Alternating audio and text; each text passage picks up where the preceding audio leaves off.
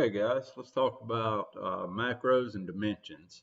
I have a stair drawing open here. The Z-Pan stair dimensions, if you're not familiar with it, something you can download from the Tekla extranet. Basically, if we run this, it tells us what it's looking for here. First point on nosing line. So I'm just going to grab my first nose. Then it wants the end of the stringer. Now, that could be here or here.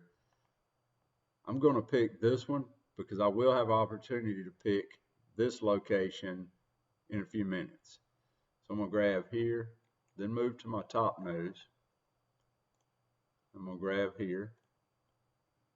Okay, do you want run dimensions? Yes.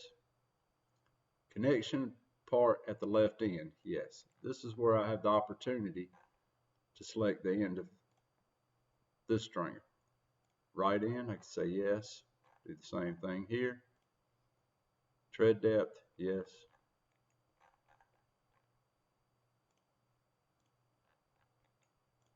Okay. So that's what your Z-Pan stair dimensions will give you. If you notice this dimension looks different than these. That's because I've went into the C# programming for this and just kind of made a couple of changes to see what the reaction would be. If you know anything about C# programming, then you can do the same thing. Just open this up, find the areas that you would like to change and make the necessary changes. A couple of things, I don't need this.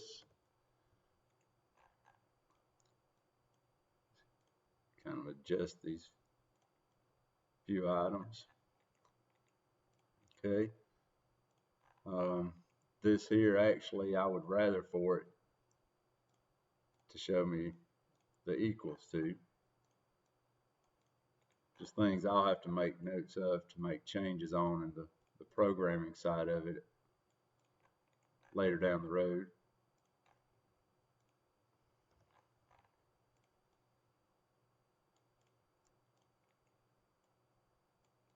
Okay, anyway, we've covered that for the most part.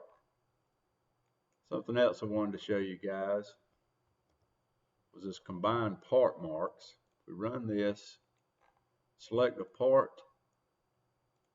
pick your point for your arrow, then the location of it. 12 M4s, 12 being the quantity of M4. Right here in your bill of material, M4, quantity of 12. Something else you could pick up from the Tekla extranet. Okay, now I just want to kind of go over a couple of dimensional things that you can do without having to delete a dimension and reapply it. Now like this, if I had this, there should have been another dimension here to break it up, 11 inches.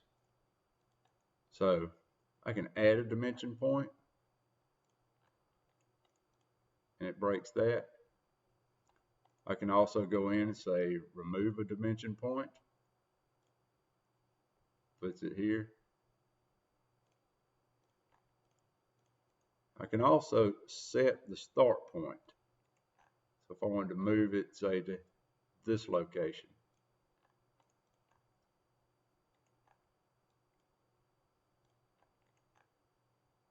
Okay, then we're going to add a dimension point.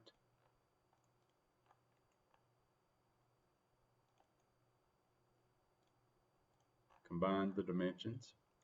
Now if we went in, added a few more here, we could also say combine, bring them all together.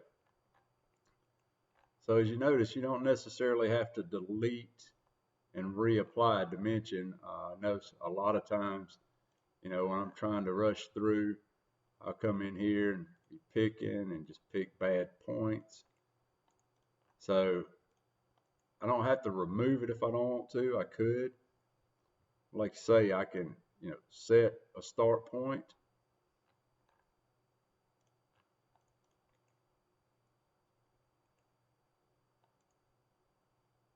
and remove a point.